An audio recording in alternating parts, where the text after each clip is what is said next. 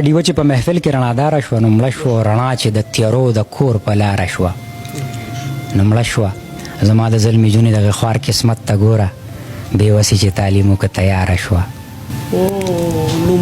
نو مړه شوه. زما د زلمي جونې دغې خوار قسمت ته ګوره، بېوسې چې تعلیم وکړه تیاره شوه نو مړه شوه. لالا یو کونډې به ټول عمر له پردۍ جامې ګنډلې، چې وخته خوشحالۍ راغې مالداره شوه نو مړه شوه.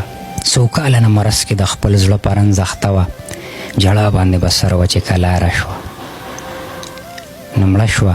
یوه نیمه خبره کې به ځان ته په خندا شوه، ساده وه لیونۍ وه چې هوښیاره شوه نو مړه شوه. ټول کلي کې د خلکو غمرازۍ له به ورتلله، د خلکو د غمونو چې وزګاره شوه نو مړه شوه.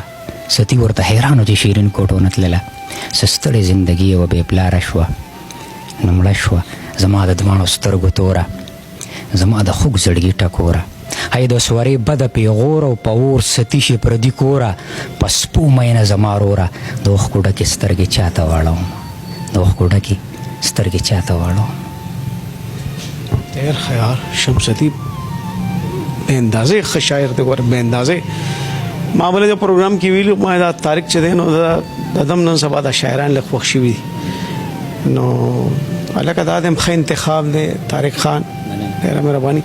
دا د کلي ملک دی او دا چې کم سړي موړ دی نو بچا سر نه خرابوي، خو ما سره ګرځي بس نیم جاړي او نیم خان دي.